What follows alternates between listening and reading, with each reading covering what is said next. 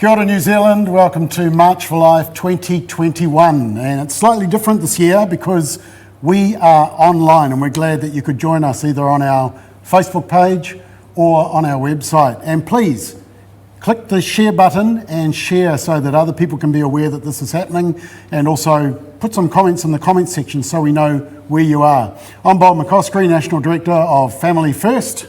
Hi everyone, I'm Agnes Loheni, former Member of Parliament, really pleased to be with you today. And we're very stoked and honoured to have you, Agnes. Thank you, Bob. And we're coming from the Auckland studios, but we also have some co-hosts around the country. And in fact, we have some co-hosts down in Wellington, and that is Wayne Mulqueen from Focus on the Family and Kate Cormack from Voice for Life. Come in, Wayne and Kate.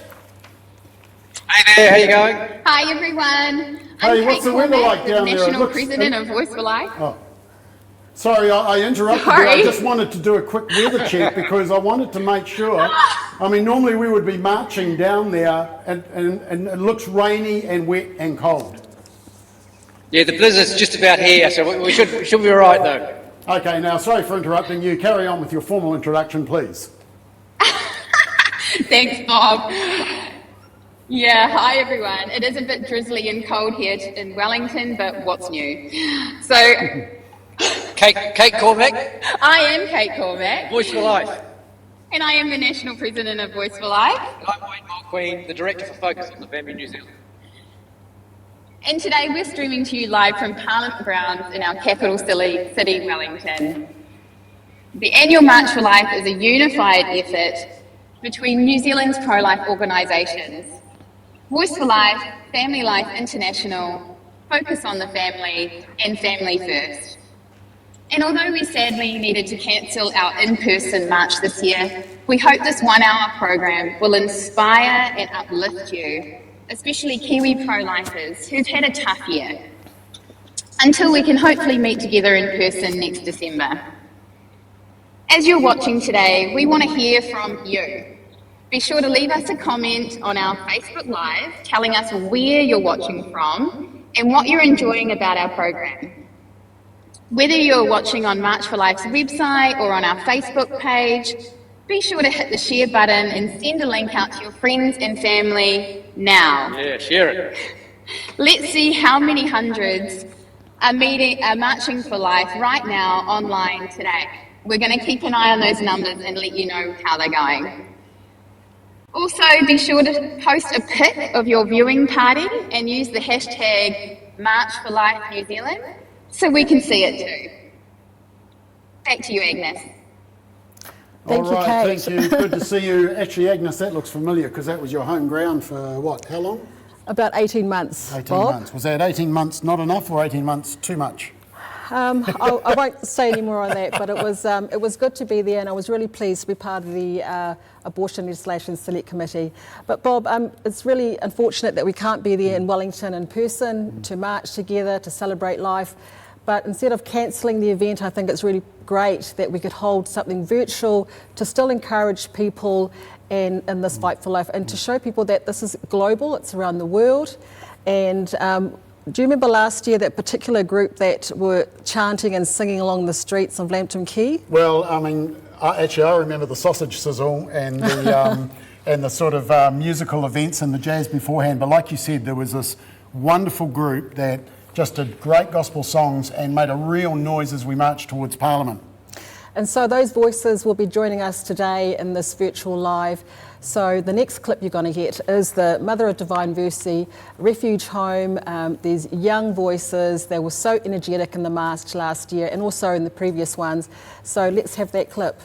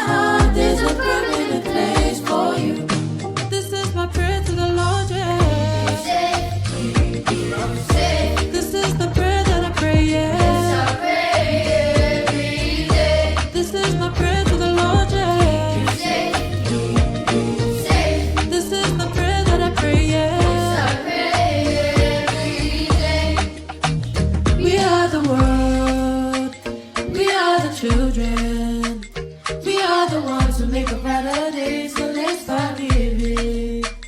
We are the world, we are the children, we are the ones to make a brighter day, just you and me. Do you know I say every day I do pray for you?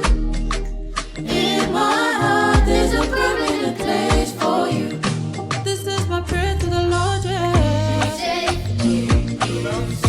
This is the prayer that I pray, yeah. Yes, I pray every day. This is my prayer to the Lord, yeah. This is the prayer that I pray, yeah. Yes, I pray every day.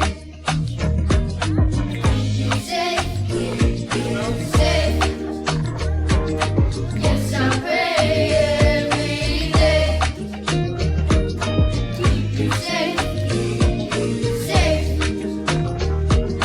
Yes, I pray every day. Oh, we're marching, so come on everybody. Oh, we are marching, so come on everybody.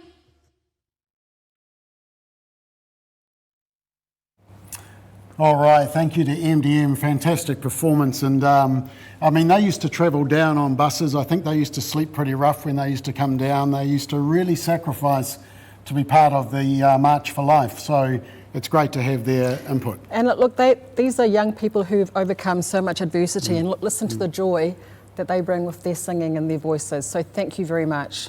So we are marching for life. We're marching for human rights of the unborn.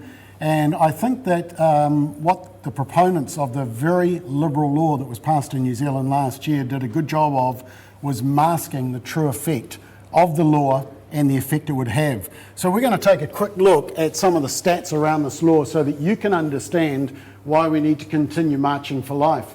Here are some of the basic statistics of the year that has just happened, 2020, since the law was passed. You will see there are 13,246 abortions in New Zealand in 2020, and that is up from 12,857 in the previous year. So unlike the promise, Agnes, that we were told that this law wasn't going to increase abortions, of course the opposite has happened, hasn't it? The opposite's happened, and those numbers are very clear.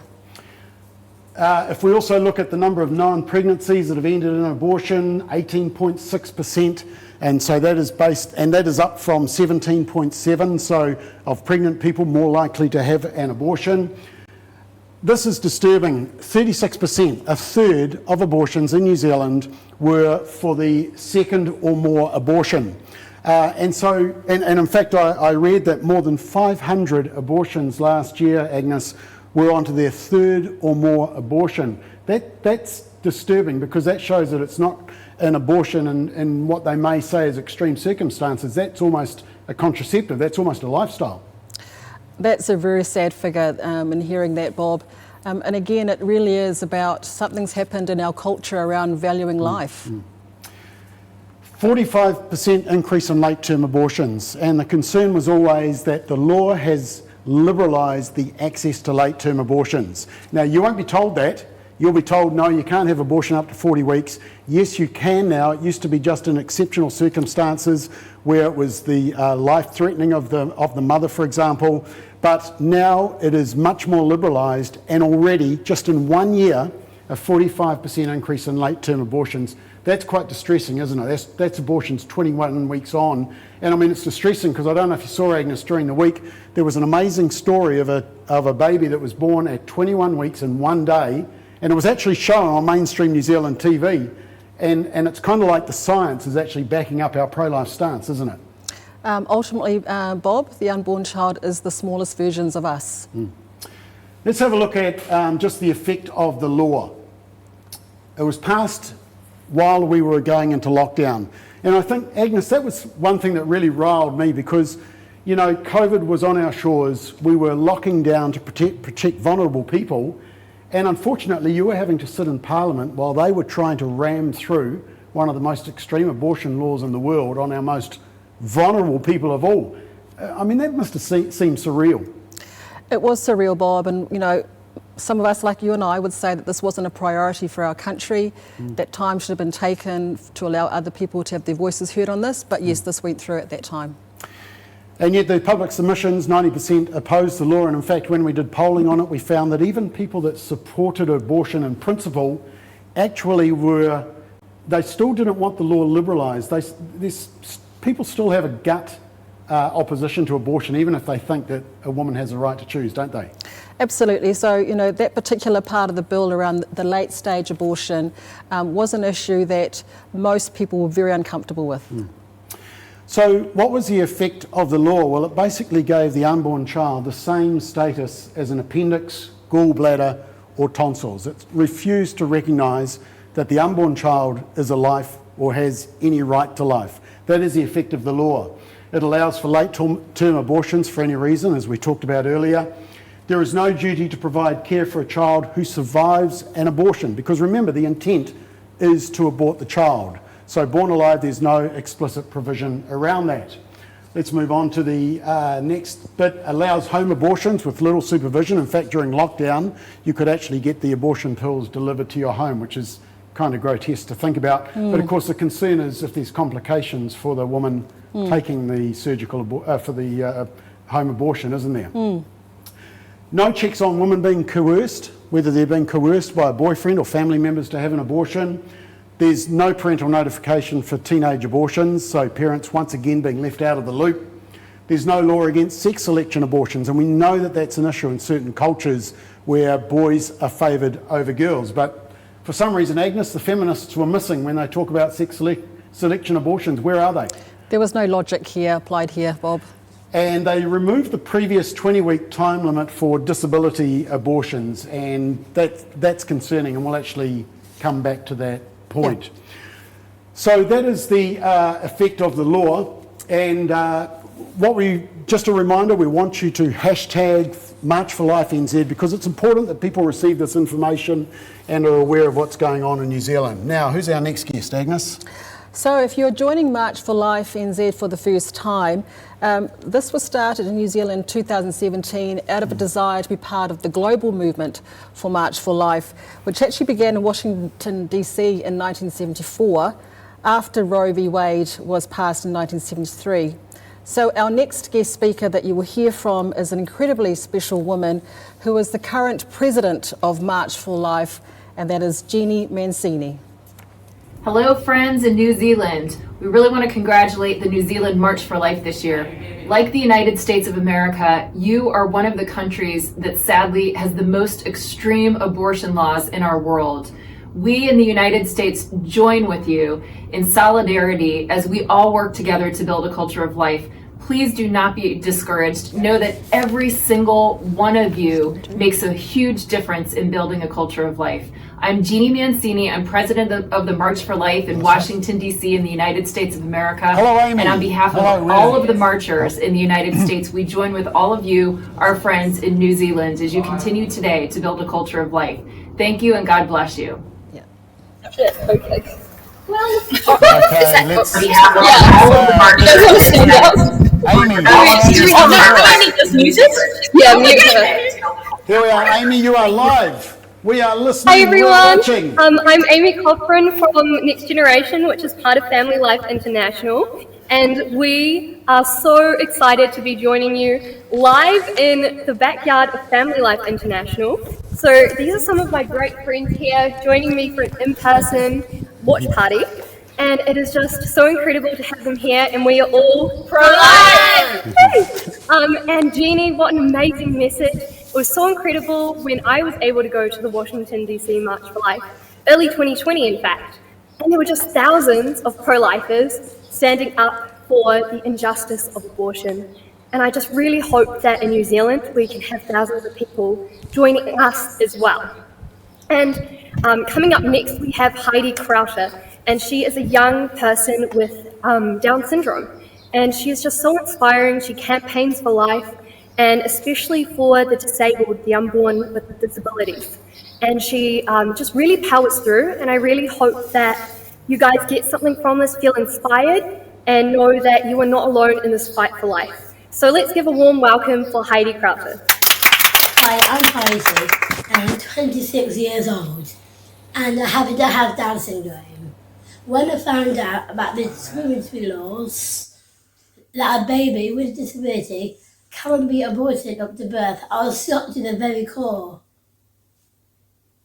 I believe that everyone is precious. There is no such thing as a perfect baby. We are all fearfully and wonderfully made. I decided to take the UK government to the High Court. The court case was in July. In September, we found out that we'd lost. I cannot put into words how distraught I was. But like William Wilberforce, when he wanted to change the law on slavery, he didn't give up. And I will not give up.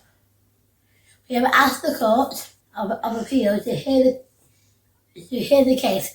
I hope we win. I hope we can get the law changed in New Zealand. I would love to come to New Zealand, as I'm a big fan of the Disney version of The Lion, the Witch and the Wardrobe, which is set in New Zealand. Let's do this. Have a good day. Stay happy. Well, thank you, Heidi. That is a really important message, and we are right behind you in your fight against disability abortions and that discrimination that goes with that. Actually, Agnes, that was an interesting thing because during the abortion debate, the Prime Minister Jacinda Ardern actually said that the safeguards around abortions for disabilities, the time would not be extended, but that promise wasn't kept, was it? I didn't see anything that is in the bill that was looking to protect, babies around fetal abnormalities and obviously Down syndrome. So there is no protection there for those babies as well. It seemed like in the whole discussion, I mean, it must have been, as I said, surreal for you because you were actually on the committee considering this bill, and it must have felt like the weight of just this desire for abortion was just overwhelming, and people were coming to the committee. Was that hard work for you? That must have been quite depressing. There were pockets of time where I did feel that sort of burden, but Bob, that didn't last long because I and other MPs, we were inundated with emails, and as we've said, over 91,000 submissions, one of the highest ever on, people submitting to a piece of legislation, and that is incredible. That is absolutely incredible. And so the voices were heard, and organisations up and down this country were just rallying together. They were knocking on the MPs' doors and really voicing their concerns over this. And I just think that just gave me so much hope. And I think the disability groups really came out in force on that particular issue that we just heard about, didn't they? Yes, they did. And as I said, everybody just came together. They could see that this was a bill that really needed some time to be considered. It did feel like it was rushed through. And, unfortunately, the bill passed in the end. It is now enacted. But I have hope because those voices are still out there and they're as strong now as ever before. And I think we can take encouragement because as we talked about the Roe v. Wade case back in the 70s, and yet they are seeing amazing movement in the States. Of course, there is a case right before the Supreme Court as we speak, but there has also been some incredible legislation passed around the United States to protect the unborn child, the fetal heartbeat, the parental notification, etc., the pain capability one. So, there has been progress, and I guess that's a reminder that we can't pack our bags. We have to keep in the fight for the unborn child. That's right, and this is part of a global movement, and I think you're going to introduce someone from the United States who's a strong voice in this area as well. Yeah, Ryan Bomberger, and I actually met him in 2007 in Washington, D.C.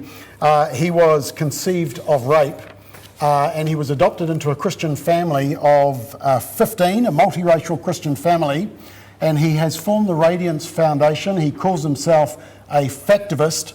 And he is also the author of a book called Not Equal, Civil Rights Gone Wrong. He's an impressive guy, and Kate got the chance to interview him. So a big warm welcome to Ryan Bomberger, all the way from Virginia in the United States. It's so exciting to have you talking with us today for the March for Life New Zealand online. So I'd love if you could just introduce yourself to the New Zealand audience that's watching today. and share a bit about who you are as the founder of the Radiance Foundation. You're also an author, and I know you have a wonderful podcast with your wife, Bethany. So I'd love if you could just introduce yourself and share a bit about your personal story. Sure. My name is Ryan Bomberger, and I'm married to an awesome woman. Her name is Bethany Bomberger, and we both founded the Radiance Foundation about 13 years ago because we wanted to tackle really tough culture shaping issues. And so she is an educator and I was a creative director for about 13 years. We wanted to take on these issues and equip people to know how to address these issues. And of course, fundamentally, the most important issue is life, because without life, nothing else matters. And so I'm a little passionate, you could say, about the issue of life. I'm from a tiny little family of 15. I have 6 brothers and 6 sisters. 10 of us were adopted and loved like crazy. All of us were loved like crazy. And so having 2 parents whose faith really shaped their whole worldview and also led them to love those that the world would just throw away, like me, and 9 of my other siblings, they really just shattered that whole myth of the unwanted child. And so when you talk about the issue of abortion, I'm that part of the conversation that people inevitably get to, because they always ask the question, well, what about rape? I'm part of the answer to that. I'm that tangible example. I'm the 1% that's used 100% of the time to justify abortion. But my birth mom, despite the horror and the violence of rape, not only gave me the incredible gift of life, she gave me the incredible gift of adoption. So here I am, present day. I got an awesome wife, Bethany, who's, we're partners in this fight for justice. We have 4 amazing kiddos, 2 of whom were also adopted. So if someone ever asked me, well, why do you care about this? How can I not care about this? I was conceived in rape, but I was adopted and loved. Wow. And we all need to know that the circumstances of our conception never change the condition of our worth. So that's why my wife and I will fight for the most marginalized, the most vulnerable, and the most defenseless. Wow, that's incredibly powerful and redemptive. So redemptive. Yeah. And I've watched a bit of your speaking, and I love how you talk about the term factivism. I was wondering if you could just unpack that a little bit. What's your idea around factivism? Yeah, well, people have probably seen, actually around the world, not this past summer, but the summer of 2020, here we call it, the summer of BLM and Antifa, where you saw all kinds of activism. And this is the thing, when someone feels that something is unjust, I applaud them for wanting to fight for justice. However, we have to know the context. We have to know what is actually shaping the issue. And so many people just go out and they act without the facts. And we see the dangerous consequences of that, because when that happens, you just act out of emotion. There's a lot of destruction that happens. And here in the United States, we saw $2 billion worth of destruction in cities across this country because people acted without the facts. So I'm a factivist. We're emotional beings, we're human beings, but we have to, especially as pro-lifers, we fuse the emotional with the evidential. And so what we do through the Radiance Foundation as factivists is we bring context and clarity to these culture shifting issues. We shouldn't have an excuse for not knowing what's going on. It's not enough to just say, oh, well, there's an injustice or this is epidemic. We actually need to know the stats. We need to know some of the stories behind it all. And so that's why I'm a factivist. I want people to care about injustice, but I also want them to know why they're fighting. That's so good. I think that's so important as well. And like you said, especially in the pro-life movement. And the best part about that is the facts are on our side. Yes. In the pro-life movement, and we can use that as our foundation. And so totally on board with your activism. In New Zealand, we've had a pretty rough couple of years. In March 2020, the Abortion Legislation Act was passed here, and it is one of the most extreme anti-life abortion laws in New Zealand, in the world, globally. And I just wondered if you had a message of encouragement for Kiwi pro-lifers as we continue in the fight for life. And just, wanted to hear your thoughts on especially from your perspective and what you've been fighting in the US. And yeah. Yes, it's easy to get so discouraged when you see, so many different battlefronts. It feels like we're losing on this one, we're losing on that one. But the great thing is we're winning on some battlefronts, even when we feel like we're outnumbered. And I'll tell you this, first of all, sometimes just turn off social media, because social media amplifies the lie all the time. And so it feels like, wait a minute, there are even fewer of us, but actually there's so many more of us. I love, Kiwi pro-lifers, American pro-lifers, whatever it is, we're brothers and sisters in this fight. And I just want to give you an example. Just here in the States, if you think about slavery, you think of how discouraged abolitionists were. They tried over and over again. They tried all kinds of laws that were considered, these incremental laws. We're gonna inspect slave ships. And people thought, how is that going to get rid of slavery? But they had to get those wins wherever they could get them. And for us, and as a Christian, I fully believe, we have to constantly go to prayer in all this. That's our first resort. That's our last resort. And while we're doing that, we keep hoping and we keep fighting, peacefully fighting for the end of this injustice. I'll tell you what, it took years and years. You're talking over a century for the injustice, the inhumanity of chattel slavery to be abolished. But thank God, I don't know if you can notice, but I'm just a little brown. I thank God that abolitionists didn't give up. There were decades and decades where they felt like, these pro-slavery politicians, they're the ones in control. But guess what? Things change and the tide changes. And so I just want to encourage you, Kiwi pro-lifers, never give up. What is right now won't be tomorrow. That is so right. I completely agree. The tides are changing here in New Zealand, and we're going to fight harder than we have the last 50 plus years. So watch this space. Yes. Well, thank you so much, Ryan, for speaking to us.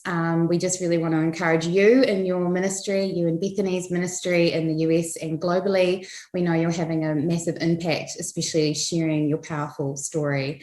And probably most importantly, raising your 4 wonderful children. So yeah, thank you so much for being with us today. Hey, thank you. And thank you for fighting for God-given purpose that is in every single life from the moment of conception onward. God bless you guys. Keep fighting. Bob, that was an incredibly powerful testimony by Ryan Bomberger there.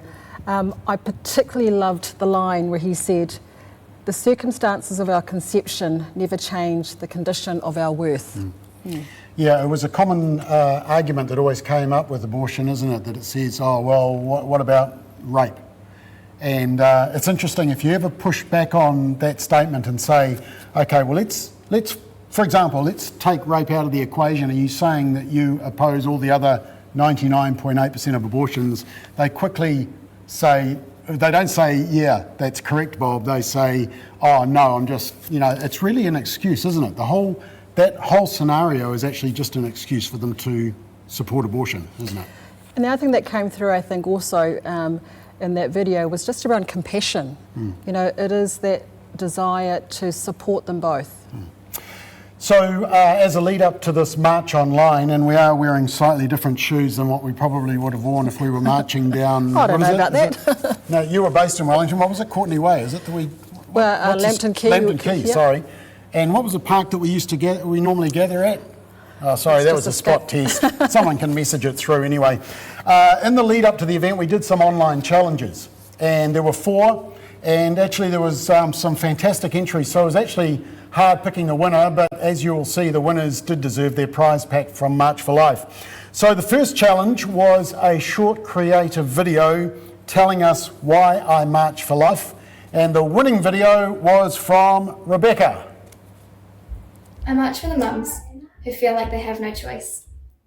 And I march for the babies who don't. For the thousands of lives taken every year. Because I believe in the right to life. I march to use my voice on behalf of those who had theirs taken away. Because while your body is your choice, their body is not. But most of all, I march because I love them. Because I love them both. Well done, Rebecca. Great job. Now, our second challenge was to design a pro-life message using a mask or a t-shirt. And I guess in these particular days where everybody is having to wear a mask and they're trying to look for creative ones, Elena came out with this very creative mask on the theme. So check out this mask. Well done, Elena. Fantastic artistry work on that one. Awesome. The third category was that was a bit of a toughie. It was to write an original pro-life song. And let me just tell you about the winner. The winner is Dalwyn Fejos. And she is a wife and mum of two. I messaged her just before we came online because I wanted to get some quick background. She is originally from the Wairarapa, now living in Auckland. She is a singer-songwriter and worship leader. And the song took her about 10 years to write. Wow. That's a labour of love. The music was produced by Josh Klinkenberg, and the idea for the animation, which you will see in this video, came at 4 a.m, when all our greatest ideas come. And the animation was brought to life by Sam Robertson. The funny thing about this video is that somebody messaged me the video that had just gone online on her page, just privately, and I had a watch of it and I thought, that is fantastic, and I reached out to her and just said, hey, that was great, congratulations. And of course then I found out that it was actually the winning video for March for Life. So this is kind of like the world premiere of this particular video. Have a watch.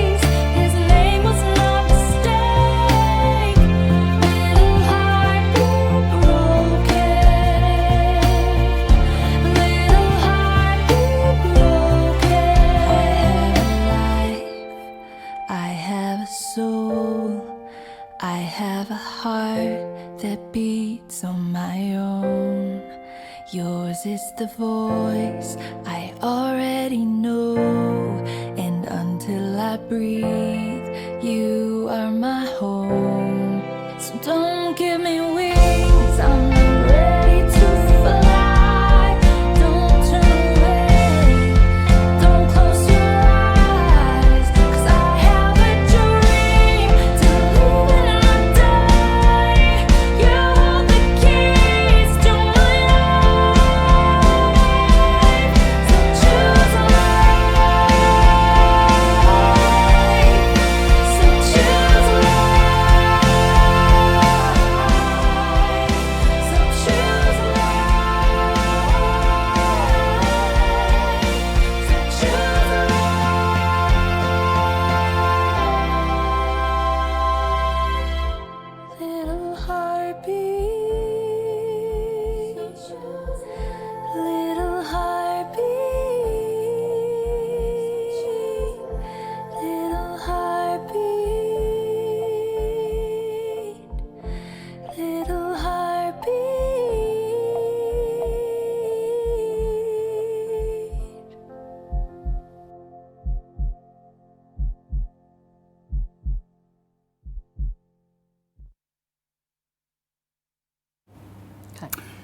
Wow, that was a fantastic video, beautiful song. Delwyn, keep writing those songs. Choose life. Choose life. Yeah, choose life. That was fantastic. That's why we're here. Now, the winner of the fourth and final challenge, and it was a sticker or a poster, and this was stickers put on a car, and it was so recent that I've actually lost record of who actually won it. The winner was, I'm going to have to come back and tell you that one. Okay, no, I'm going to have to, here we are. The winner is Elise. Elise, well done. Sorry about that. It was the competition was so fresh and we only just named the winner. So Elise, congratulations on that very creative sticker. Yes, so congratulations to all the winners, and also thank you very much to everybody that's participated in these competitions. So now, Bob, we're going to move on to the next clip. So we're going to hear from someone across the ditch, our lovely neighbours in Australia, and the next guest speaker is Rebecca Gosper, who is Director of LifeChoice Australia. Hey pro-lifers, my name is Rebecca Gosper and I'm the Managing Director of LifeChoice Australia. We are Australia's pro-life youth movement and we represent hundreds of pro-life university students and young adults around the country. So I know that you guys have been having a difficult time in New Zealand lately with all the anti-life legislation that's been coming up in your parliament. And we've experienced the same thing here in Australia throughout our states and territories over the past few years. But I really just want to encourage you and remind you that this isn't the end of the pro-life movement by any means. If anything, the movement's just going to get stronger as you work harder and harder to protect the little ones. So we've been working on some proactive legislation here in Australia. There are two main pieces that you may have heard of. So the first is the Human Rights Children Born Alive Protection Bill. So this bill essentially provides compulsory medical care to children who are born alive during abortions, because currently in many states and territories, these children do not have to be given life-saving medical treatment. They can simply be left to die, which is absolutely heartbreaking. The second piece of legislation is around sex-elective abortions. So this would ban Medicare funding, so taxpayer dollars, going towards sex-elective abortions. Sex-elective abortions happen in Australia. We have the data to back that, and I'm sure that they're happening in New Zealand as well. So these are just two pieces of legislation that we're working on at the moment to try and build a culture of life in Australia. And I know that these are small things, but they will create big change, and they will ultimately save and protect little lives like this one here. So I really just want to encourage you. I know that it's been difficult in New Zealand, but there is so much that you can do still to protect unborn children and support their mothers and fathers. So thank you so much for being here. I know it's online today, but thank you so much for taking the time to be here. It does make a difference. Your voice matters, so please continue to be a voice for the unborn and for mothers and fathers so that you can build a culture of life in New Zealand.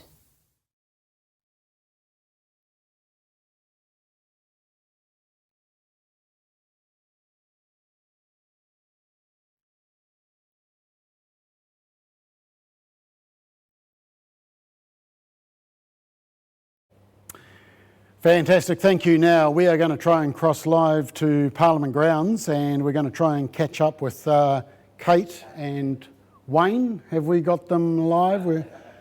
We're still trying to get some audio for them. Okay, so look, what we'll do just to fill in, and we were ready for possible technical issues as you do when you go online, and actually I noticed in the comments section that a few people were talking about the fact that we wish we could march on the streets and still do it. Yeah, so do we. So we hope to be able to do it, and we hope you've marked the date, and we will tell you what that date is at the end. Are we able to cross to Wellington team? Not quite yet. We're still trying to get there. Okay.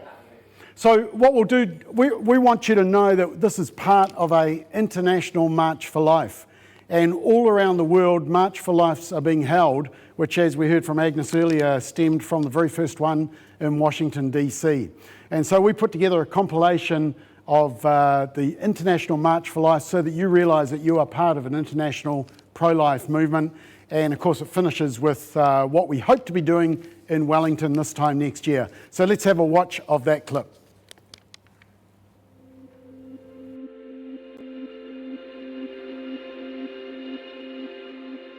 Hello, New Zealand.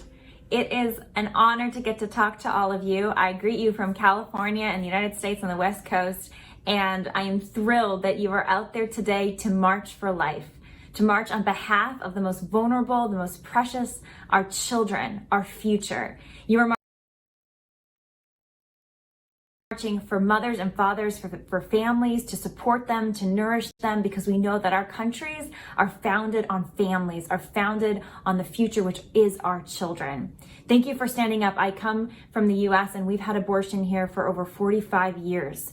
Your country is now facing the legalization, the liberalization of abortion law that would allow the killing of children. Your prime minister, as you know, despite her supposed care for family, having her own child, wanting to protect those from the illness or the dangers of COVID-19, is backing the liberalization of the killing of children in the womb. Politicians in the United States for decades now have given up their responsibility to protect the vulnerable, to protect human life, and instead have been backing abortion on demand and allowing it to continue. Over 500,000 lives have been lost in New Zealand to abortion. And in the United States, it's over 60 million children lost. I first got involved in this fight over a decade ago when I was a teenager because I saw the crisis. And I know that you see it too. I recognize that this is the greatest human rights issue of our day. That how we treat the most vulnerable, what our laws fail to do or what they do for the most vulnerable is the true measure of our greatness and our justice as societies. And I recognize that if we allowed the killing of the unborn to continue, if we allowed the destruction of life at its most vulnerable, and if our laws did not protect that first human right, which is life, then we cannot have peace or justice in our societies.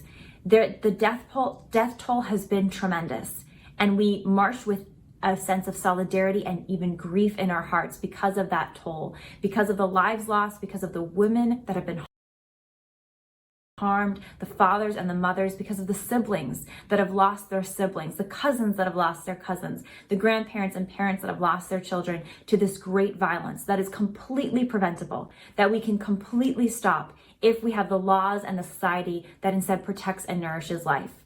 But the good news is that there is a movement globally right now to stand up for life, and you and I are a part of it. As you march, know that you are not marching alone. You are one of millions across the world, millions, including here in Washington, D.C., or even on the West Coast of California and Los Angeles and San Francisco, millions from Poland to countries throughout Latin America to countries throughout Europe that are marching together for life because we recognize that we must defend the most vulnerable. Our movement is a winning one.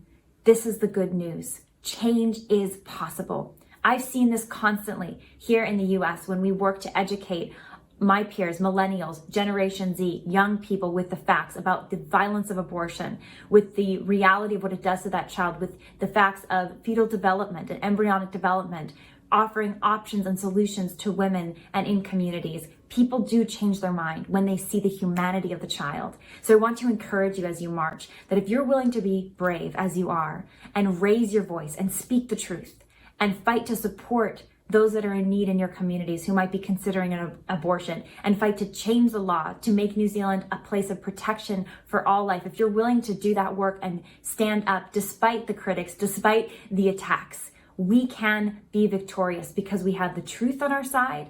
And ultimately, I believe we are on the side of love.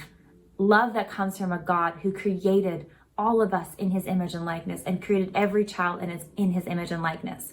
So after you march today, you are making a bold statement and sending it all the way up to the Prime Minister and to all media and to all people in your country. But I want to leave you with 3 things that you can do even after today. Number 1, educate your neighbors and friends. There's powerful resources that expose what abortion is, that expose the humanity of the child, the harm of abortion to women. LiveAction.org, the organization that I lead, has a lot of these resources. I highly recommend to use these. They're free for use.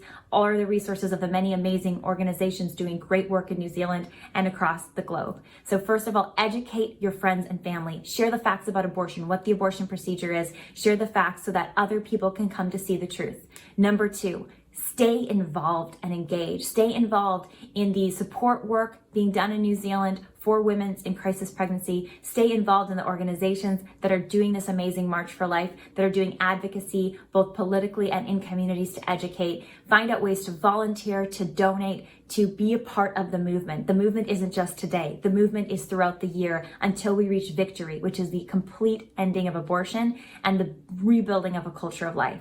And number 3, for all the people of faith out there, and anybody of good conviction can join the pro-life movement. But for those of faith, for those who pray, please pray. Pray with me. Pray with me for a global transformation, that people across continents, people throughout societies, across nations, can have a restored vision of humanity as made in God's image and likeness, of children as worth fighting for and precious, children that should be protected instead of killed, and of families as first, as important, as the building blocks of our societies. Let's pray for this global transformation. May it start here in the United States, and may it be brought to New Zealand in the amazing work that you're doing. And together, as we educate, as we advocate and get involved and activated in our communities, and as we pray for an end to abortion, I believe, because of a just and loving God, we will prevail together. Thank you so much. God bless you, my friends. And we will, I hope to see you in the future. We are in this together, onwards. That was a little bit of a bonus. Hi guys. Hi, how you going? We're still here. Hi. We can hear you. Fantastic job. Keep going. Awesome. I'll keep going. It's so good to be back with you. Yeah, that was an incredible quick clip, wasn't it? It was amazing. It was really good. Yeah. Yeah, so we're still here in Wellington, and it's not as drizzly anymore, so that's a relief. We're enjoying a bit of sunshine, and we're gathered here with a few other families that have come down, which is really awesome. It's been a really great program so far. We're really excited to see all the comments and so many viewers tuning in right now in real time in New Zealand, so that's amazing. We're so happy. So as you'll see behind us, we have the pink and blue balloons. So if you've been to the March for Life before, you'll be familiar as we march through the streets that normally we have at least 1,000 balloons that are being held by the families that are marching with us.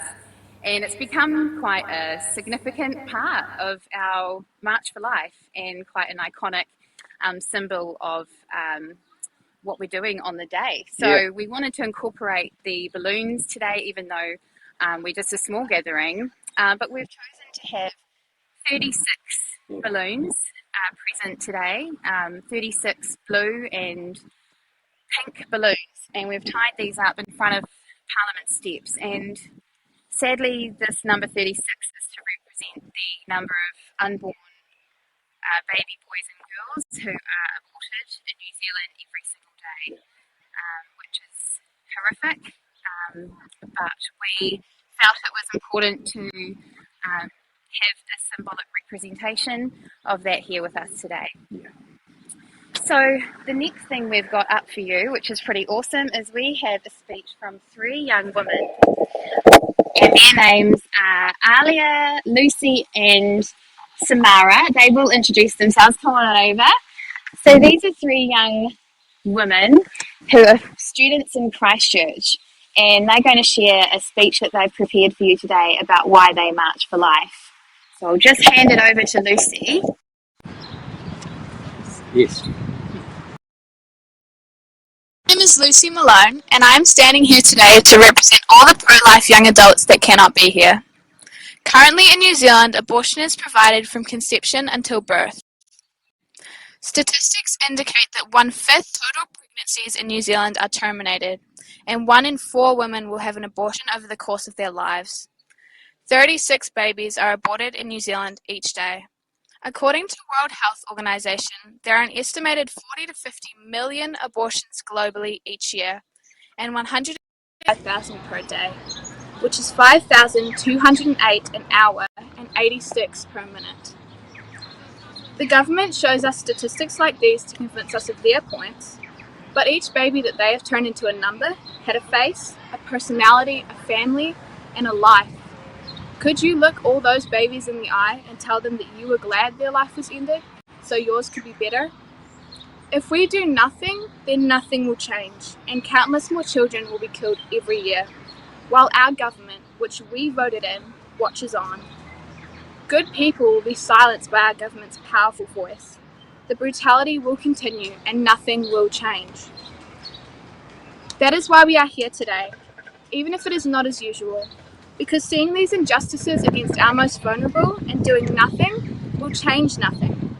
And today we march for change. We march to change the way people see our most vulnerable, to see them as precious little humans and not as numbers or insignificant clumps of cells. We march to change the way people think, even if only a little. We march to change people's minds and perspectives. We march to change the world for the better, because doing nothing will change nothing.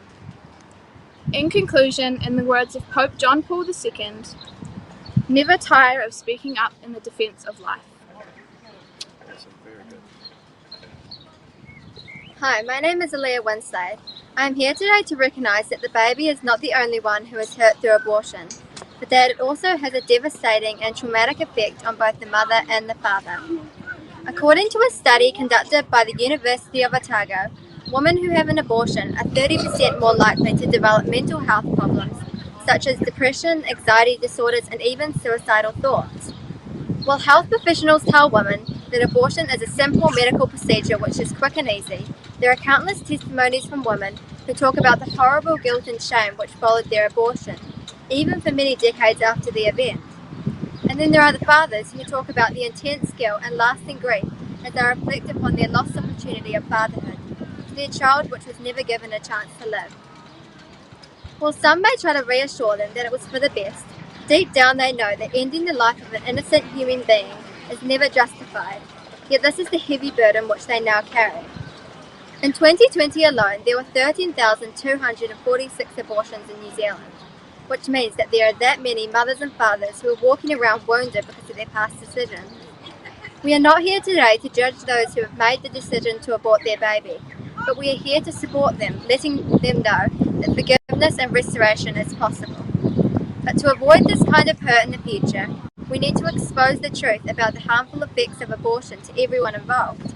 In the words of Lila Rose, we must build our society as it once was founded, upon respect for life and right to life. Hi, my name is Samara Wednesday. Even though I would have preferred to march with thousands of people in person as I did last year, we are here today because even the COVID-19 restrictions cannot stop us from being a voice for the voiceless. While the terrible injustice of abortion remains within our country, we cannot stay silent. While our society refuses to recognise the reality of human life within the womb, we cannot stay silent. While abortion remains the leading cause of death within New Zealand, we cannot stay silent. While mothers and fathers are forced into thinking that abortion is the only option for them, we cannot stay silent. While our country holds one of the most liberal and barbaric abortion laws in the world, we cannot stay silent. While thousands of mothers and fathers are suffering post-abortion guilt and remorse, we cannot stay silent. Until every pre-born human being is given a right to life, we cannot stay silent.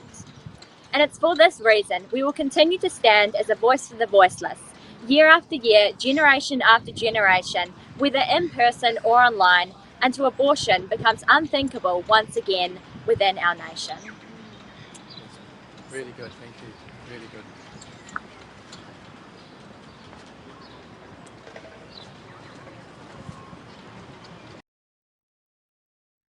Agree, that was really powerful to hear from three young women, and we're so thankful that they were able to deliver their speech to you online today. So although we march for life to celebrate life, we also grieve the thousands of unborn lives lost to abortion in our nation every year. This is a true tragedy and a crime against humanity. We're going to lay a memorial wreath here today to remember the 570,000 babies who've lost their lives to abortion since December 1977, when abortion was legalised in New Zealand. If you'd like to join us as we lay this wreath, you're more than welcome to join us. We invite you to stand where you are in your home, and we're going to lay the wreath with a couple of families that are here right now.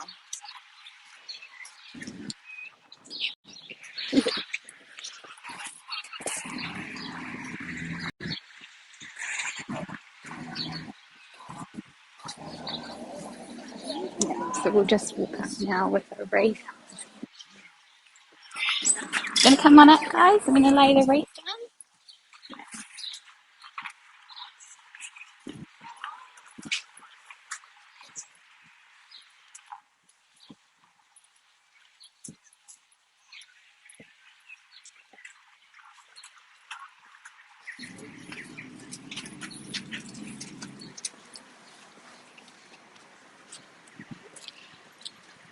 We'll just, yeah, thank you. Thanks, guys.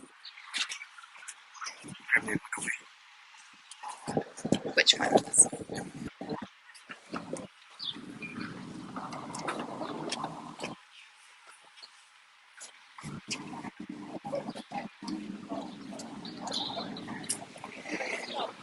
It is with great heaviness that we think about the gravity of this, yet we pray from this deep sadness. A resolution of courage will rise up within you to continue in the battle to end abortion in New Zealand and boldly build a culture of life where every life is protected and valued from conception to natural death. So let us not lose hope. And what about hope? You know, I'm hopeful. I'm hopeful because tomorrow you and I can go and help at one of the many local pregnancy centres around the country who give support to women who are suffering with a pregnancy, struggling with it. We can do something. I'm hopeful because your heart and my heart and the heart of the organisations here will never say nothing.